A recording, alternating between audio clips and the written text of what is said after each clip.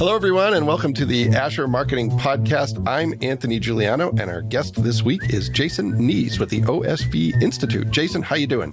Great. How are you? I'm doing Thanks great. for having me. Well, thanks for joining us. It's a pleasure to see you face to face. I understand that that's a rare treat for you because you started a job in February of 2020.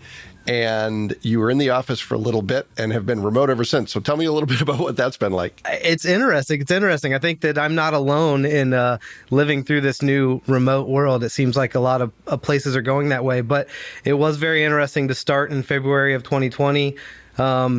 End of February, be in the office for about 3 weeks. I got through some kind of the standard orientation stuff, and then we all got the email that starting tomorrow we're working from home because of this pandemic. So it's been an interesting transition into meeting new people and learning the company. From without where that's one of the instances where the hallway talk is really nice, where you can just meet somebody, find out their history, and you learn from that. Yeah, for sure. So how have you adapted to that? How have you built relationships with your coworkers without having, the same office environment?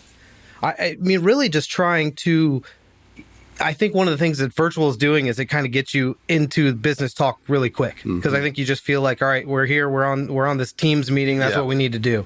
So I think just really trying to do that same thing, just starting off conversations casually and getting to know each other a little bit better. Because again, like I said, I think that's where you can learn a lot as people start to talk about past roles they have and why they were there and what they learned in that role. You can learn the company better that way and the people you're working with. Yeah. So how has that been for you? And I've given up on trying to find common threads. I think it's different for everyone, but how has remote work worked for you?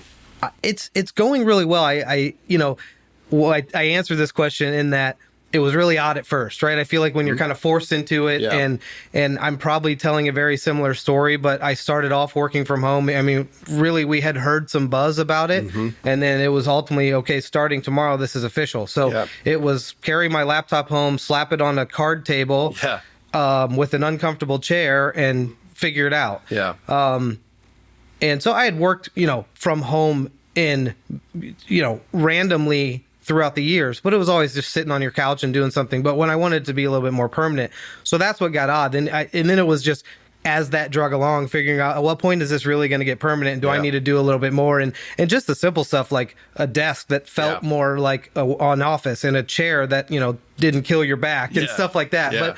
But I think that once it got to the point where, because we've decided now we're going to be hybrid. So we've got certain days in the office, certain days out. So once we got to that point where we knew it was long term, I could start to make those moves to bring it into more of a comfort zone of this is where I go to work versus, where I'm living. Yeah. So if you don't mind sharing, what's the arrangement? Are there certain days when everybody's in? Is it just, based on individual preference? Yeah, it's really departmental. We actually just signed a new hybrid work policy where they worked in, you just, it's the manager of your department. We're deciding what to do. So hours within the Institute, we are meeting 1 day a week in the office. Others as needed, or even outside of the office if needed. If we meet, we work in Huntington. All of us live in Fort Wayne, so occasionally a Panera meeting is much more convenient for a couple-hour in-person discussion. But we are 1 day in the office. We're actually converting one of our 3 offices now into more of a whiteboard strategic room, a little more comfortable. So with the intention of when we're there, we're not co-working, but we are whiteboarding, making decisions. Break off, go execute, come back, touch base, innovate some more. Well, it sounds like you're leveraging the best of both. I mean, it's, when you need collaboration and you need multiple brains in the same room, you can do that. And when you need to get stuff done and avoid interruptions, you can do that. Yeah, one of the things we've joked about as we started to talk is what will this new world look like is I'm not going to go back and sit in my office alone and work anymore. I can do that here. It's, and again, we live in Fort Wayne, offices in Huntington. It's a 40-minute drive, so it's safer. I'm saving time. So, there's just things that don't make sense that we just did out of habit. We used to do out of habit. Yeah, for sure. Well, it's an advantage to have that option. So I applaud your company for leveraging, what's good about it and also giving people the opportunity to work together in a collaborative space. So we are at the present, but we're going to back way up and talk about your career path, because as I think you know, on this podcast, we talk about marketers' career path, we talk about their organizations, we talk about the projects we're working on. So let's start with career path. My understanding, this is actually before my time, and I've been here for a while, but you were actually an intern. Was it at Asher in this building, or were you down the street in the gray house?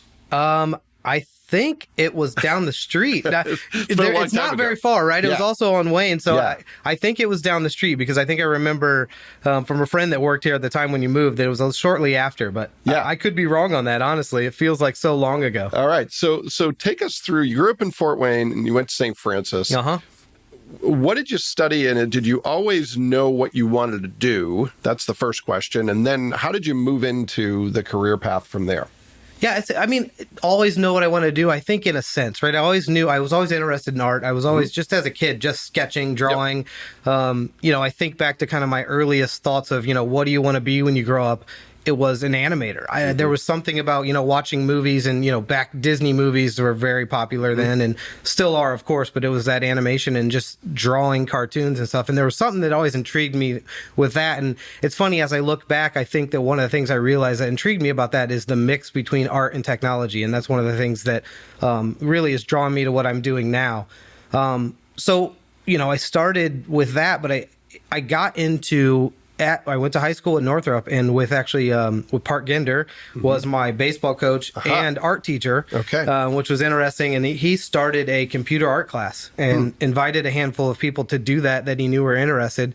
And that's what got me hooked, really, using, Adobe Photoshop, early versions of Adobe Photoshop to just create art. And, that turned into page layout and different forms of, mixed media. So that's really where it all started. Okay. I went to St. Francis, got a degree in computer art, multimedia design. So it really, again, there's kind of a trend of I wanted to try a little bit of everything. So just having an understanding of how animation worked, how photography, how videography, graphics, and that's where it all started. All right. So talk about, you do a little internship with Asher, and then where do you go from there? What's your first real job, if you will, and then how do you progress from that point? Yeah, my junior year at St. Francis, actually, I landed an internship with International Truck and Engine, so probably more commonly known as Navistar, but it was international when it was here in Fort Wayne where the design center was. Yep. Actually, through a connection with Alan Knotts at St. Francis, I got that internship, did that for a little longer than a summer, and actually got hired full-time there as a contractor before I graduated. Oh, wow. Okay. So, which was great as a college senior, not have to worry about that, but also, taking night classes and working full time. They were very flexible with me, but I was still had the job to do. Yeah. So puts for about the last 6 months, puts a little bit of a cramp in your senior in college style. Yeah, true. But it was good to know, and I enjoyed the job, so it was fine. So I got started doing that as a graphic designer. That's really, as I went through, that's kind of been my passion and kind of the skill that I've always honed in on. So I started off there as a graphic designer. Very interesting job. I was in the industrial design department, so we were designing the new trucks. Okay. So I was doing gauge cluster graphics and, anywhere from large, really cool illustrations that go, vinyl applied to the outside of a truck to, the seatbelt icon that lights up when you forget to put your seatbelt on. Those get designed. Wow. So are you doing that using what would now be the Adobe Creative Suite? Are you using CAD, or are you using, how are you doing that? I used Adobe. There was a team of industrial design engineers that would transfer anything I did that needed to become, as example, there's the name badges that you see that are in chrome that are on the back of every car and on the side of every truck. I would create that in 2D in Illustrator, and then work with them to work on the curves and the reflections and so forth to get it into a 3D form. Wow. Okay. So they're almost re-engineering from a realistic design. Right. That's pretty great. All right. So you're at Navistar and you're doing truck design stuff. How long are you there, and then where do you go from there? I was there for a couple years. And then ended up with a company called Franklin Electric here in town as a graphic designer there, and that was back in 2006. Okay. All right. So walk us through the rest of the story from 2006 until now. Yeah. So I got with Franklin. It's a great company. Again, doing design work on a team, basically an in-house agency team, and really just kind of progressed in my career there from being a graphic designer into a role that was developed that was media and technology manager. So really bringing social media, video, some kind of new marketing trends, at that point into what we were doing, trying to step out of the simple print catalogs and so forth, putting a little more attention to what we did with websites and starting to grow that. From there, kind of jumped from that role back into managing the team of graphic designers. Okay. And then that ultimately led into with the role that I had the majority of the time was director of corporate communications, which was running that in-house agency team. Oh, wow. That was designers, events planning, web developers, and photography, videography. We did really all of it in-house. It was a pretty incredible team. Still is. They're still doing great work. So So you had no prior supervisory or management experience coming into that job. Is that true? Correct. So what was that like? Because, I've had somewhat of a similar experience in that I was a writer, and then all of a sudden, I think some of it is just aging into the role of being a manager, but there's not a lot of prep for it. You're just kind of in the role and you learn as you go. Yeah, ultimately. Yeah. I mean, I say I didn't have prior manager experience. It's not quite true. Through high school and college, prior to, getting into the marketing career, I worked for Pizza Hut, and I was a manager through college at Pizza Hut. Yeah. And I learned a lot there about my management style from being a restaurant manager.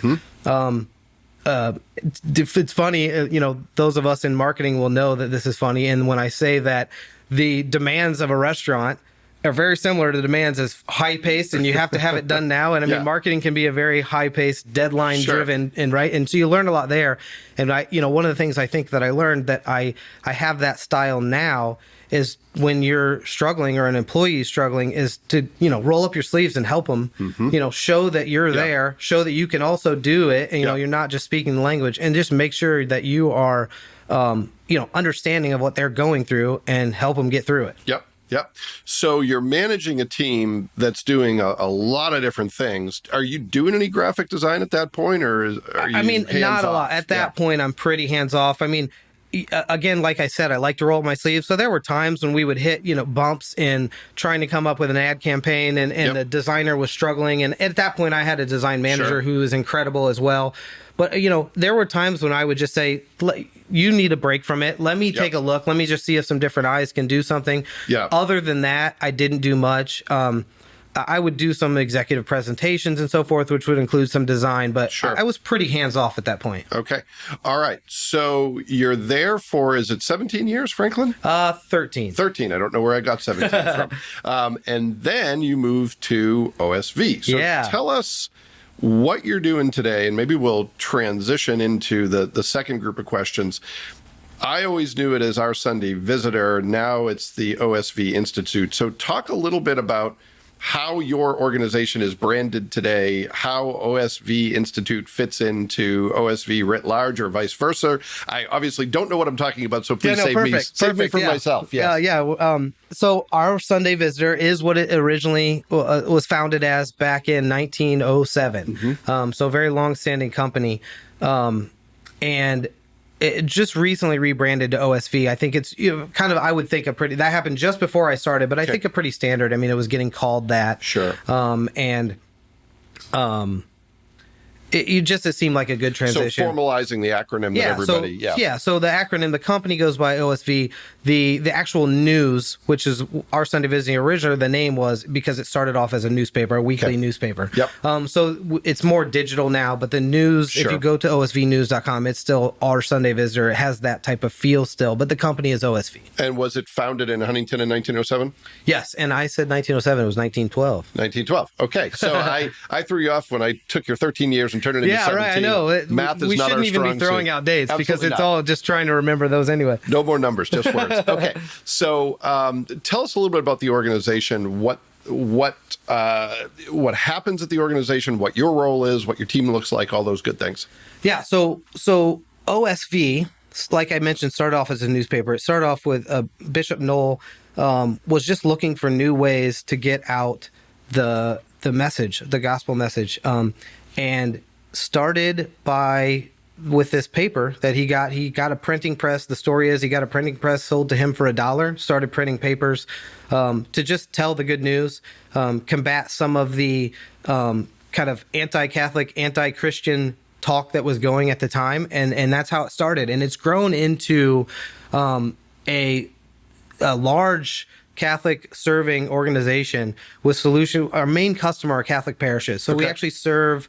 Back to numbers, but about 15,000 of the 19,000 parishes in the U.S. Oh, wow. In varying degrees. So I think that, even as I knew them before starting, was the paper, books, we're the largest Catholic publishing company in the U.S., and envelopes. So tithing envelopes is still a major product of ours, and we're printing millions of envelopes a week. Yep.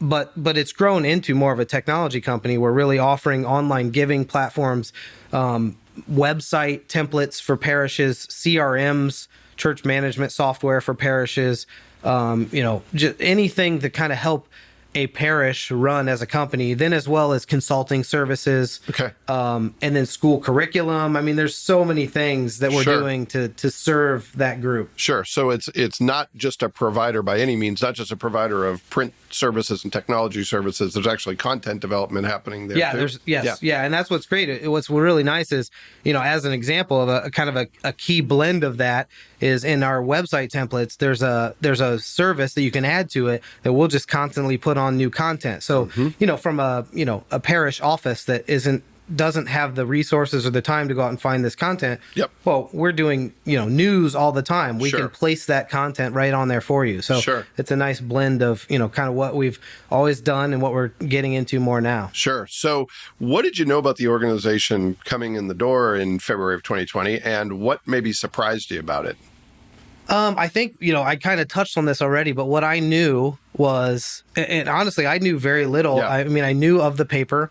I knew of actually my days at Franklin interviewing some people, some graphic designers that worked there and trying to understand, wait, there's a whole, there's a design team, I think it's just more what because when things are in print, it's more obvious. You see all these envelopes, you're going to see the logo, you understand that. I think it's all the things that go on in the background, especially from a digital technology side, that you just don't realize. So just seeing that, how many of these parishes we were working on and how many different solutions we have for them is pretty incredible. Yeah. So what does your team look like? Who do you work with? How many are there? And obviously it's a hybrid from an environment standpoint, but what's the work you're actually doing and how does it get done? Yeah. So what I didn't get into, so everything I've talked about so far with OSV, that is kind of the core business. Yep. And so OSV is a nonprofit. So we on the OSV Institute side, which is kind of a separate, it's definitely a separate department, almost runs as a little separate company, is the philanthropic arm of that. So what we need, of course, to maintain nonprofit status, and the purpose, the mission of our company is to serve the church, is we've got to find ways to give back, that revenue that we're gaining. So for many years, about 3 years after it was founded, Bishop Noel thought, well, he started to print these things, started to make some money and said, this isn't mine. I have to give it back. So that's how the Institute really started. And since that point for, until about 2017, which I'll get into here, is the Institute was just a kind of a grant-making organization, finding other people that were doing good things and applying for money and giving them grants. So the Institute was, ultimately, I'm sure there are varying levels. I'm sure, I'm still fairly new, so I don't want to say anything incorrectly, but, it was somebody writing grants and giving out money. In 2017, the board decided we want to take a little bit more of a proactive approach to really do something so we feel like we can really impact the church. The first thing they decided to do was put together a committee out of the board, and the committee decided we need a president over the Institute. So they hired Jason Shanks, who is our president. he came in and started to put together some more proactive strategic approach, focusing where these grants that will only grant things that are within certain initiatives that we really think the church needs to kind of prosper. And in that, he started to develop outside resources and decided, I need to start to build our own team because we're starting to do some good things. So out of that, so Jason Shanks is the president.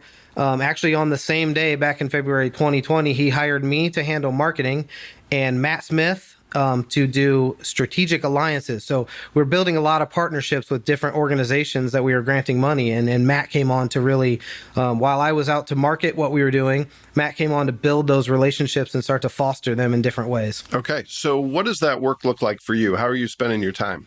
So it's right now, one of the things that intrigued me, besides my Catholic faith and what we were doing to serve the church, one of the things that intrigued me was getting in on kind of the ground floor of something new. Yeah. So where I went from leaving Franklin with a team of about 15, now I'm a marketing team of 1. Yeah. Now we're starting to build. I'm actually currently hiring somebody. So it's, that idea of being in on the ground floor of something new that intrigued me, it's starting to grow. So is this a position that you have prospects and you're imminently going to hire someone, or is it still looking for candidates? We somewhere in the middle there. Okay. So the resume is not closed, or the resume application is not closed. But I've got some interviews lined up with some good candidates. So we'll see. But we are right in the heart of it at the moment. Okay. All right. So you'll double the size of your team. Yes, exactly. But I mean, again, being in on the ground floor, and really, I told you, like I hinted to earlier, I like to get my hands dirty, right? And so this kind of gave me the opportunity, and I was a good fit for this role in that, back to my background and everything I've touched, I knew a little bit about all of it. So I could come in and start doing any and everything. So, I mean, I'm doing, which again, I love, I'm doing the design work. I'm doing website maintenance. I'm doing copywriting. I'm doing PR. We're working with a couple outside groups as well, that just relationships that were already established. But I'm able to do a lot of that on my own. And it took about a year to figure out, okay, here's what makes sense. Here's where we need some help. And here's where we're running out of bandwidth. Yeah, for sure. So what are some of the major projects? Obviously, hiring someone is a project unto itself. But what are some of the other things that are taking up the majority of your headspace, taking up your time, maybe keeping you up at night, maybe getting you excited, maybe all of those things combined? Yeah. So when, to jump back to kind of where I talked about our proactive approach, we rebranded in January of this year from OSV Institute to OSV Institute for Catholic Innovation, really putting a focus on here's what we're going to do. And what that is going out and just finding new ideas, right? We're called to minister and evangelize, and not to speak bad about the grants that we were giving, but a lot of them were great stuff, but very not scalable, not really sustainable. They were very local impact. Sure. So we're looking for new ideas that really could make a difference in the landscape of the Catholic Church. So our focus is there. And one of the reasons we found, which is I'm leading into one of the projects, is the OSV Challenge. So one of the things Jason did just before we started this thing called the OSV Challenge. And that was just a call for new ideas. And we found that it's a real nod to marketing in that, from taking an approach of there's a board grant approval process, cycle, and if you have your application in by this point, we're granting money depending, to, apply now for a chance at $100,000 prize. Yeah. It's ultimately the same. Yeah. We're looking for ideas to give money to. Sure. But just that different approach just brought in this different energy, this different level of ideas. And we kind of did an internal evaluation and looked back at an impact of the grants we had given over the last 3 years and the ideas that we had gotten just in the first year of this challenge. And, it was a large difference. These were ideas that were way more innovative, something new. It doesn't have to be, not that the things that people are working on aren't great, and it could just be new ways to approach some of these ideas. Sure. But just looking at it in a different way. They were scalable, they're sustainable. We just saw a different level of impact. So we realized we need to focus on this. So that leads into kind of our main project, which is what we call the OSV Challenge. We are just about to move into the semifinal round So we started taking applications in early February. Pretty simple application process. What's your idea? Tell us a little bit about yourself. What motivates you? We got 650 applications. And I assume these are from all over the country? All over the country, okay, yeah. U.S. and Canada. And ultimately leads to $300,000 prizes to accelerate your idea. We've grown it this year to not only... we did this last year as well, but really put a little bit more focus this year to not only, it's not just a contest with a prize at the end. As you develop through there, we give seed money. So as we move into this semifinal round, these 25 semifinalists are going to get an amount of money to help them accelerate into the next round. So if they're, a lot of these are brand new ideas, so they may not have a website yet. And so a lot of times we're looking for them to kind of start to be able to pitch their idea, and they don't have the resources yet. So we're going to help them along the way. And we partnered last year with Notre Dame, this year with a University of St. Thomas out of Houston, Texas, to put together a business accelerator that we put them through. So they're going to go through a 6-week accelerator that will help them really learn how to take their idea into an actual formal pitch and business plan. Oh, wow. So it's not just funding, and it's providing some support to actually bring it to life. Yeah, exactly. I mean, what we don't want to do is have all these people, put a lot of blood, sweat, and tears into these ideas, and then only 3 win. Yeah. We're also... so we're trying to find these innovators and get them kind of into our tribe, but we're also looking for investors, right? I mean, of course, OSV is funding a large portion of this, but we're looking for other investors. If there may be something that we don't think fits quite within what we're looking to do, but there could be somebody within the state that this idea came from that's looking to fund things as well. If we can make that connection, perfect, right? We're just looking. There's a lot of good ideas out there. Yeah. We're just looking for how to bring them to surface and get them to be successful. Yeah. So going back to the rebranding effort, how did you pull that off? You can walk through, without giving anything proprietary away, obviously. How did you get that done? What did the process look like? We sat, and so this new team, right? We've been together now. At this point, we did this late in 2020, so we've been together for about 6 months. Kind of Matt and I came in and learned what we learned. We sat in a room in Huntington for about 2 days and did just what I talked about. What we plan to do is we just got on a whiteboard and we just went through a strategic, sprint meeting of here's where we're at. I told you we did that impact review. Here's what's working. How do we shift to focus on this? What should we do? And, we really just decided this idea of innovation is just something that let's just bring to the surface. Let's not, try to do it. Let's just go all in. Let's do a rename. Let's focus on it. And it's not that it's something we came up with, right? There are a lot of innovative people. And I think that's one of the reasons we brought it to the surface. I think a lot of times the word just scares people. They think they're not innovators. So what we're trying to do is just find that in everyone. Everyone's got great ideas. Sure. And, I mentioned... Archbishop Noel started the company with just, let's try a new way to get this out. Yep. That's how the company started. So it's at our core. Yeah. So it makes sense. So it started to it really just fall into place as we started to write things down and set the values and set what our new mission would be. It just all started to fall into place. And, then it got into kind of the practicalities of it. We need to change the website. We need to change the logo. We need to do PR. I mean, all the standard process, and we did that and to launch early this year. Yeah. So that's a lot. You're hiring someone, you just did a rebranding, you're launching this contest. Anything else that's taken up a lot of your headspace or a lot of your time? Yeah, so that's one. What, as I kind of hinted toward, one of the things, this challenge is just a piece of it. We're trying to kind of create this ecosystem. So as I mentioned, a tribe of kind of a 3-tiered tribe of innovators. So these people that are coming up with ideas on a regular basis, let's get them in, let's help them. We're also looking for mentors and coaches. There are also people that maybe started, now they're successful. Let's get them helping these new ideas, and then investors. So we've got that group of people. So we're kind of creating along with that, this ecosystem, right? So the challenge is a means to get your idea from, a napkin to a business. Yep. We also are trying to inspire that. So another big project we're working on is something we're calling OSV Talks. Okay.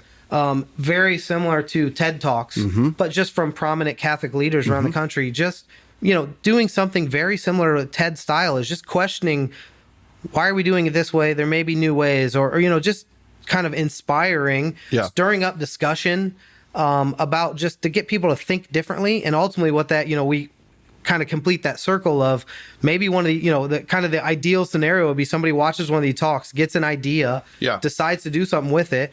We've got an avenue for them to do something with it. It becomes successful.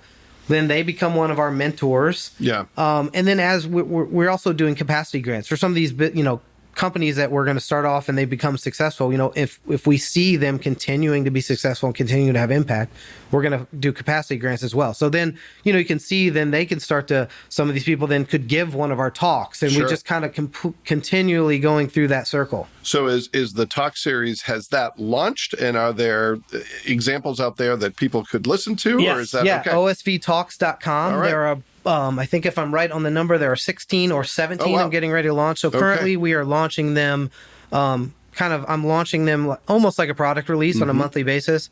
But we just recorded a new wave, and we're going to be releasing those here in a couple months. So there's a lot of great ones. It's, take a look if it's a topic that interests you. We've got a lot of different categories within them, but they're really well done. They're beautifully produced. We work with a company out of the Chicago area called ODB Films, who's produced Full of Grace, Paul the Apostle, so some feature films. So they're beautifully produced. Something a little different, actually, that the COVID pandemic did is the idea was to have conferences with an audience and film these similar to what TED does.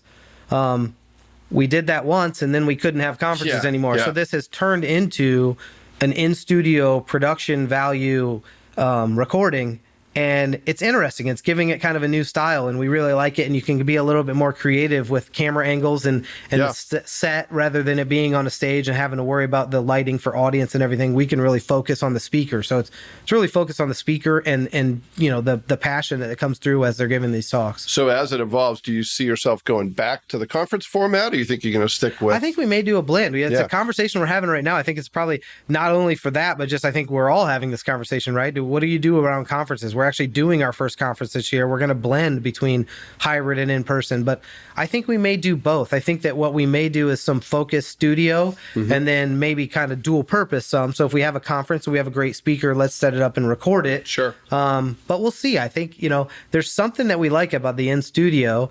And it gives the speaker kind of a little bit a different feel for presenting, and they can really focus in on this topic and not the audience. So it gives it an interesting, different perspective. Yeah. Well, it sounds like it's kind of a happy accident. Yeah, exactly. How it worked out. Yeah. All right. Well, I want to shift to the speed round of the show. And this is where I ask you 3 questions that are more direct, maybe lead to more concise answers, although the answers don't have to be concise. We talked a little bit about your career path. What's the best lesson that you've learned in building a successful career? You have young kids, so maybe it's something you would tell them. Maybe it's something you would tell your team members. Maybe it's something you wish you knew 20 years ago. What's the thing you've learned that you think is most worth sharing about building a career path? I'm gonna jump away from anything specific to marketing. I think you mentioned marketing, as a career, but I really think that kind of the best advice is just be easy and willing to work with, with people. I think that as I manage a team and as I talk with colleagues, I think I kind of hear a trend of there's 2 things that people complain about. They're either too busy or dealing with certain people, right? So don't be that person. Yeah. I mean, you can go a long way just by having good relationships. Yep. And being willing to help people, being willing to try new ideas when other people have ideas, willing to listen to those ideas, willing to pick up the phone. I mean, I think that that can go a long way. Yeah. One of my mantras is be useful. And I think some of that is just being agreeable, that you're not a speed bump on the road to progress. You're helping other people's ideas come to fruition, even if that means just lifting a heavy box to get it or at least be open to it. I mean, I think there's a lot, and this is kind of in the innovation spirit that we're trying to do, because we're also trying to, walk the talk a little bit. We do this as we work. We're always thinking of new ideas. We're not, those 2 projects. I mean, you would laugh at how many new ideas come up every week in our conversations of what we should be trying. Yeah. But I think that's just something you need to do. Yeah. Right. And like you just said, just be open. If people come to you with new ideas, be open to at least trying it and helping them or giving them the means to pursue it.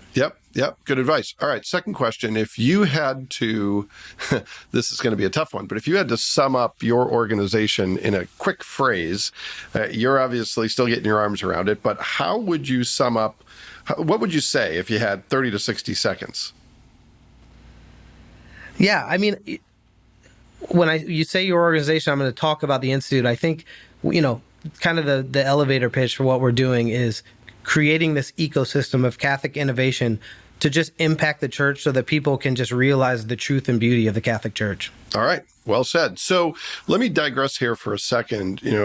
How much of that is an attempt to overcome perceptions that the Catholic Church is stodgy and conservative and sort of stuck in its ways? Is that something that you talk about directly, or is it not a factor in all this? I don't think we talk about it directly. It comes up. Mm-hmm. I think more so it's to bring light to that fact that there are so many new things that people are trying. I think, anyone, and including myself, is amazed at how many different ministries and apostolates are out there just trying to do new things. Mm-hmm. And like with anything else in an organization, as large as the Catholic Church, it's hard to move a big ship. Yeah, for sure. But there are a lot of people trying, and not that it's wrong by any means. There are, there's, like you said, there's a lot of different perceptions.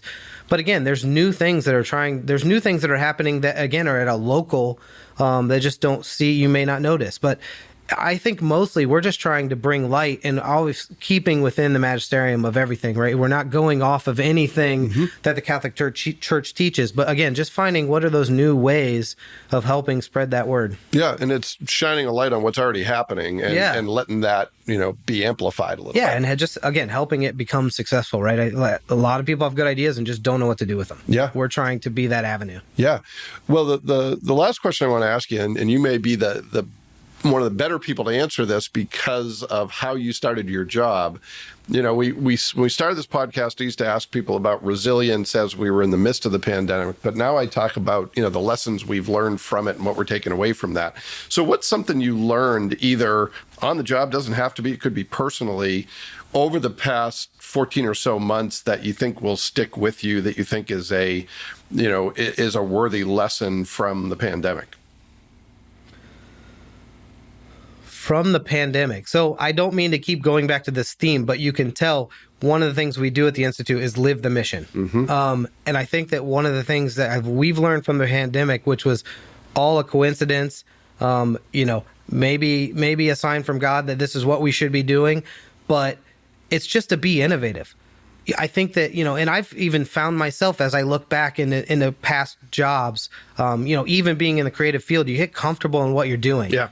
We don't do that right now. Mm-hmm. I mean, it's always what could we do better? What could we do? How do we do different? Oh, we should try this. Let's try this. And we're always doing it. And it's high pace and it's fast, but it's fun. Yeah. And it really leads to learning, as you do more and more of that, learning what's worth pursuing and what's not worth, what's worth leaving alone. Yeah. And you really learn what's working, what isn't working, if you just keep trying. So I think that that's something I've learned during this pandemic. And on, specific to the pandemic is, how are we going to work from home and make this work? How do we have a Teams meeting and make it, comfortable for everybody and make it similar to a face-to-face meeting as much as possible? Just the world has done that in general and during this pandemic. It's just, you have to come up with new ways to do things. So as someone who works for an organization with innovation in the name, how do you foster innovation in an organization? What are some of the tips? And I know that this is not a question I prepared you for, so feel free to say that you're going to pass. No, it's a good question. It's actually one that we're pursuing at the moment. So, OSV, also very innovative. They are, it's a much larger organization than what we're doing with the Institute with our 4 people. And we've thought of that. And it actually, thinking of the success of what we've done outside, one of the ideas we've thrown around is doing a challenge internally, where we focus the employees to think about what's something the company should be doing different, and And, we've thrown around ideas of, if whichever idea wins, they get a certain amount of time to dedicate to that. And let's see if we can really turn it into something.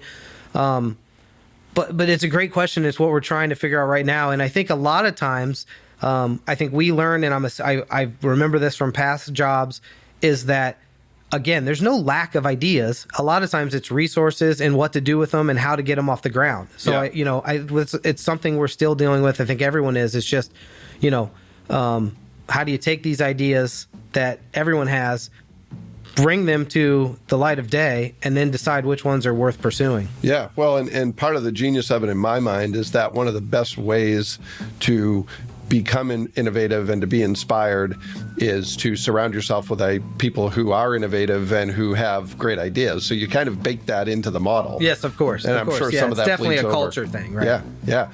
Well, Jason, this has been great. Thank you so much for sharing your time and sharing your story with us. I appreciate your time, and I appreciate everyone who took the time to listen to this week's episode. We'll be back next time with another great guest, and we hope you'll join us then.